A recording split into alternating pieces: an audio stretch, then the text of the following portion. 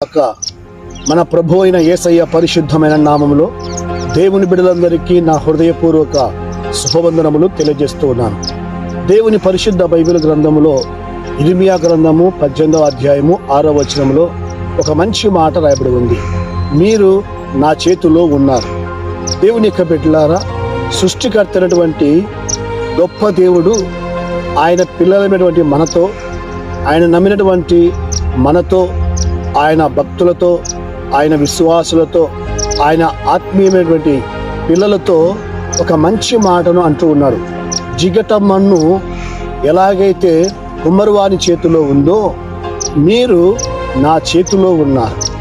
దేవుని బిడ్డలారా, కుమ్మరివాడు తన చేతిలో ఉన్నటువంటి జిగట మట్టిని తన ఇష్టం వచ్చినట్టుగా ఒక ఆకారములోనికి ఒక పాత్రను లేక ఒక కుండను అనేకులకు ఉపయోగపడేటువంటి ఒక పాత్రగా తన చేతిలో ఉన్నటువంటి జిగట మట్టిని తయారు చేస్తాడు, లేకపోతే రూపిస్తాడు తన చేతులతో.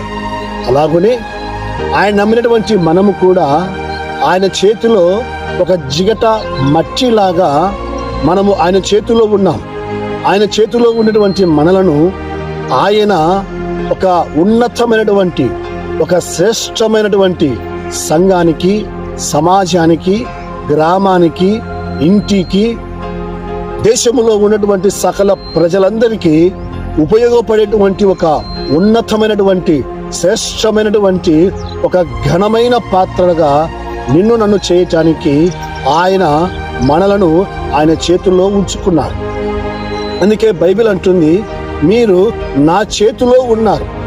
నా చేతిలో ఉన్నటువంటి మిమ్మలను ఒక రూపములోనికి, ఒక ఆకారములోనికి, ఒక విశ్వాసిగా రూపిస్తాను, ఒక సేవకునిగా రూపిస్తాను, ఒక ప్రవక్తగా రూపిస్తాను, ఒక స్వస్థత వరాలు కలిగినటువంటి వ్యక్తిగా రూపిస్తాను, దయ్యాలను, రోగములను, సకల విధమైనటువంటి దురాత్మ శక్తులను వెళ్ళగొట్టేటువంటి ఒక బలమైనటువంటి ఉన్నతమైనటువంటి ఘనమైనటువంటి ఒక పాత్రగా మిమ్మలను రూపిస్తాను.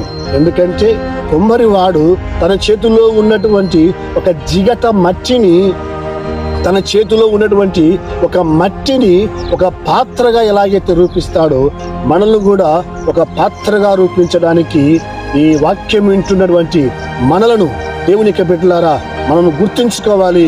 ఆయన చేతిలో మనం ఉన్నాం. ఆయన చేతిలో, నరుల చేతిలో కాదు, మనుషుల చేతిలో కాదు.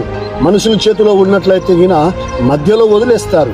మనుషుల చేతిలో ఉన్నట్లయితే గిన వాళ్ళకు నచ్చినప్పుడు చేత